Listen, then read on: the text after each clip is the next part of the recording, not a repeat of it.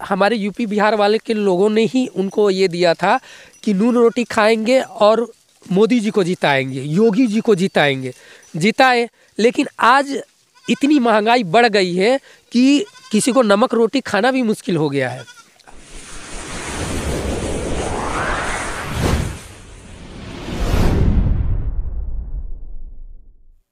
नमस्कार दोस्तों, मैं अखिलेश राजभर और आप देख रहे हैं राजभर एक्सप्रेस। दोस्तों, जहां इलेक्शन कमीशन ने 5 राज्यों में चुनाव घोषित कर दिए हैं, चुनाव की तारीख तय कर दी गई है, वहीं उत्तर प्रदेश में जहां चुनावी बिगुल बज चुका है, इस ठंडी के मौसम में आज वहां राजनीतिक में सरगर्मियाँ तेज हो चुकी हैं। आए दिन यूपी में कुछ न कुछ बदलाव देखने को मिल रहा है। जहां सुहेलदेव भारतीय समाज पार्टी के राष्ट्रीय अध्यक्ष ओम प्रकाश राजभर जिस हिसाब से मीडिया में आए दिन बयानबाजी कर रहे हैं, जो दावे करते हैं भाजपा के विरुद्ध, वो दावे कहीं ना कहीं सही दिशा में जा रहे हैं। तो आज हमें नायगांव में यहाँ पे सुहेलदेव भारतीय समाज पार्टी के युवा अध्यक्ष, महाराष्ट्र के युवा अध्यक्ष प्रीतम देव राजभर जी हैं, और ये यहाँ एक छोटा सा तालाब है, वहाँ घूम रहे थे, तो हम बोले हम भी यहीं आ जाते हैं और चुनावी माहौल को, आपके लोकेशन भी अच्छा है, आपको दिखाते हुए इनसे राजनीतिक पे चर्चा करेंगे उत्तर प्रदेश चुनाव को लेके। तो हमारे साथ है प्रीतम देव राजभर जी, जो सुहेलदेव भारतीय समाज पार्टी महाराष्ट्र के युवा अध्यक्ष हैं। प्रीतम देव जी, हमारे यूट्यूब चैनल राजभर एक्सप्रेस में आपका स्वागत है। बहुत बहुत धन्यवाद कि आप मुंबई से चल के हमारे एरिया में आए हैं, और आपका तहे दिल से हार्दिक और स्वागत है। जहां चुनाव आयोग ने 5 राज्यों में चुनाव का डेट तय कर दिया है, सबसे ज़्यादा उत्तर प्रदेश में चुनाव को लेकर सरगर्मियाँ तेज हो चुकी हैं। और हाल ही में ओम प्रकाश राजभर जी का बयान आया था कि बीजेपी से कुछ लगभग 1.5 दर्जन से ज़्यादा विधायक समाजवादी पार्टी में आने वाले हैं। तो उसमें से कुछ लोग आ भी रहे हैं। सबसे पहले स्वामी प्रसाद मौर्य जी भाजपा से इस्तीफा दिए, उसके बाद दारा सिंह चौहान जी इस्तीफा दे चुके हैं, और त्रिपाठी जी भी हैं जो इस्तीफा दे चुके हैं। तो आइए जानते हैं प्रीतम देव जी से कि ओम प्रकाश जी जो बोल रहे हैं, मतलब क्या आपको क्या लगता है कि उनको भविष्य आगे का दिखाई दे रहा है? देखिए, माननीय ओम प्रकाश राजभर जी हैं, काफ़ी उनके अंदर दूरदर्शिता है, और उन्होंने जो बात बोली थी कि बीजेपी डूबती हुई नैया है, और डूबती हुई नैया पे कोई सवार नहीं होना चाहता है, और वो सच्चाई है। आप देख लीजिए कि जिस हिसाब से बीजेपी के मंत्रिमंडल में भगदड़ मची है, लोग वहाँ से भाग रहे, इस्तीफा दे रहे हैं, और सबका यही आरोप है कि वहाँ के जो मंत्री लोग हैं, बाबा योगी जी उनकी सुनते नहीं हैं। वहाँ पे बेरोजगारों को सुना नहीं जा रहा है, नौजवानों की बात नहीं सुनी जा रही है, किसानों की बात नहीं सुनी जा रही है। तमाम तरह की परेशानियां हैं, जिसके वजह से जो वहाँ के लोग हैं वो अब उनको समझ में आया है, और वो माननीय ओम प्रकाश जी के साथ में अभी आ रहे हैं। लेकिन माननीय ओम प्रकाश राजभर जी का हम तहे दिल से धन्यवाद भी करता हूं, और उन्होंने बहुत पहले ही मंत्रिमंडल से इस्तीफा देके, और उन्होंने बताया था कि यहाँ पे ऐसा हो रहा है, लोगों ने बात नहीं माना। लेकिन आज लोग उनके संपर्क में है, और उन लोग सभी लोग को ये लग चुका है कि जो माननीय ओम प्रकाश राजभर जी ने जो बात कह रहे थे कि वहाँ पे जो पिछड़े समुदाय के लोग हैं उनको आरक्षण नहीं दिया जा रहा है, स्कूल में बच्चों का स्थिति, उनको शिक्षा अच्छी से नहीं दी जा रही है, जिस मुद्दे को लेके वो कह रहे थे, लोग उनको हल्के में ले रहे थे। लेकिन आज उन सभी को ये साबित हो चुका है कि माननीय जो ओम प्रकाश राजभर जी जो बोल रहे थे वो सही बोल रहे थे, और लोग अब उनके तरफ मुड़ चुके हैं, और ये भी तय हो चुका है कि ओम प्रकाश राजभर जी जिधर जाएंगे उसी की सरकार बनने तय है। जैसा कि आपने कहा देर आए दुरुस्त आए, लेकिन चुनाव आने के पहले ही क्योंकि 5 साल से जब सरकार में थे तो उनको समझ में नहीं आया था कि बीजेपी सरकार पिछड़ों के साथ धोखा कर रही है। अब चुनाव को कुछ ही महीने रह गए तो अब पार्टी से इस्तीफा दे रहे हैं। देखा जाए तो सब माननीय ओम प्रकाश राजभर जी नहीं हो सकते। उन्होंने जो किया ना, जब उन्होंने जिस मुद्दे को लेके भाजपा के साथ में गठबंधन हुए थे, बीजेपी गठबंधन में उनकी बात नहीं सुनेगी, उन्होंने तुरंत कुर्सी को लात मारा और आ गए। लेकिन बहुत जन है जो वो हिम्मत नहीं जुटा पा रहे थे, लेकिन अब उनको लगता है कि नहीं भाई, अभी ओम प्रकाश जी का अगर वो साथ नहीं देंगे तो कहीं ना कहीं उनकी राजनीति भी खत्म हो सकती है। तो इसके वजह से अब वो भाग के आ रहे हैं और दे रहा है दुरुस्त है। जैसा कि आप लोग को मालूम होगा, सोहेलदेव भारतीय समाज पार्टी के अध्यक्ष ओम प्रकाश राजभर जी 2017 में भाजपा के साथ गठबंधन करके सत्ता में आए।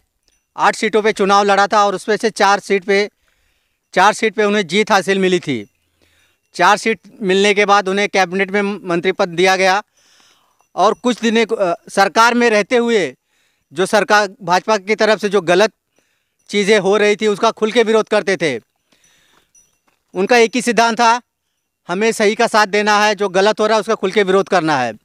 जिसके चलते हुए ओम प्रकाश राजभर जी ने जब उनके जिस बात को लेके उनका गठबंधन हुआ था, न्याय समिति लागू करना, फ्री में शिक्षा, आरक्षण, ये सब चीज़ें जब भाजपा ने देने से इनकार कर दिया तो उन्होंने सत्ता को त्याग दिया और हक अधिकार की लड़ाई लड़ने के लिए उन्होंने बीजेपी के खिलाफ मोर्चा खोला।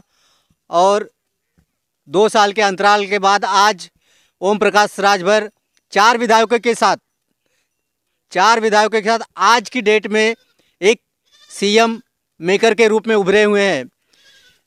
यूपी में बहुत ही कम लोग हैं जो अपने ताकत, अपने मजबूत इरादों की वजह से चर्चा में रहते हैं।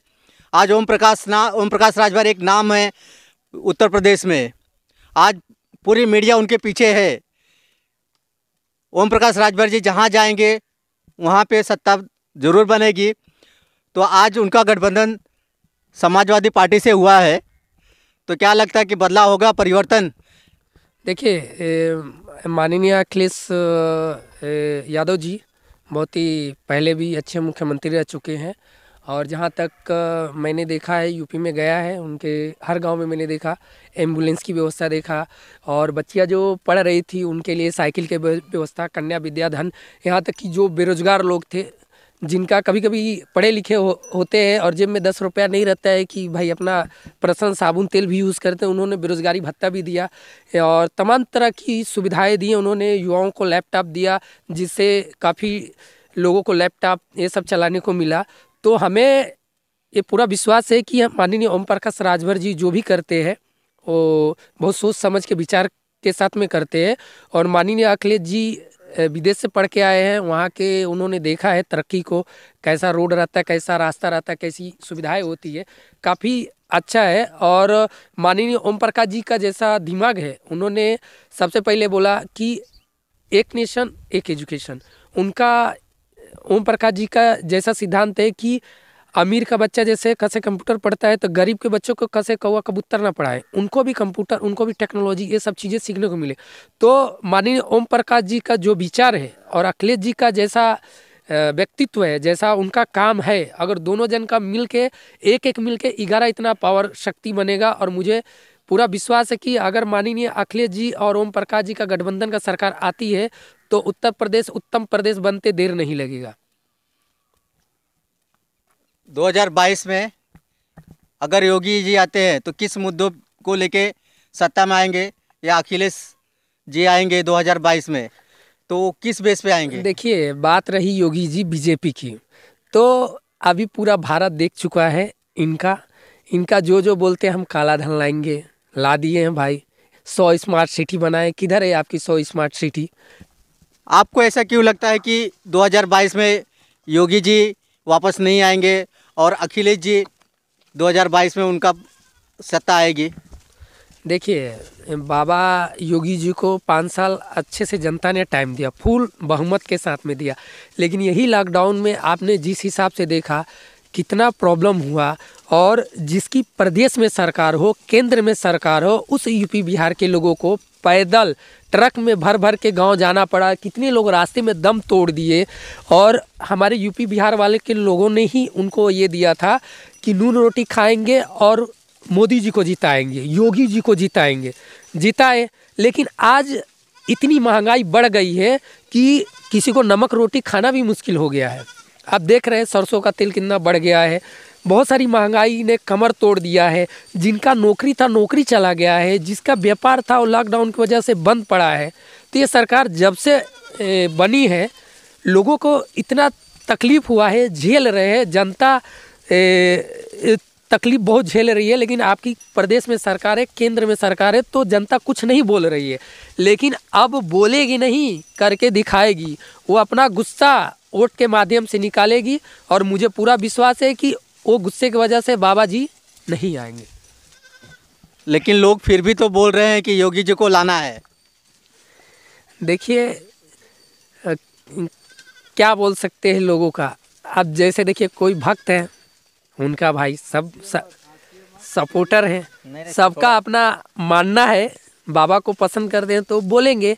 लेकिन कुछ लोग हैं जो आम जनता है, उनसे पूछिए, दर्द सभी को है लेकिन बताना नहीं चाहता है।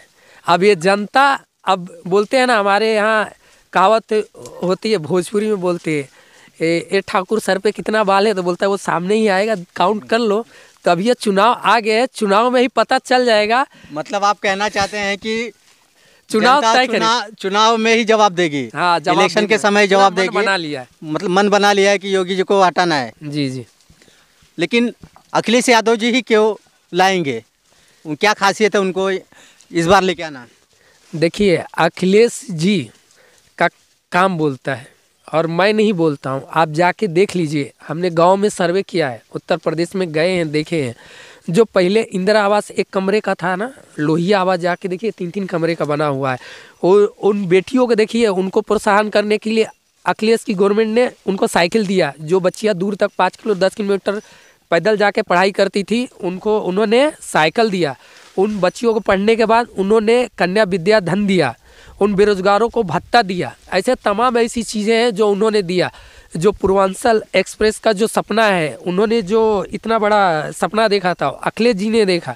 बहुत सारी चीज़ें उन्होंने काम किया है।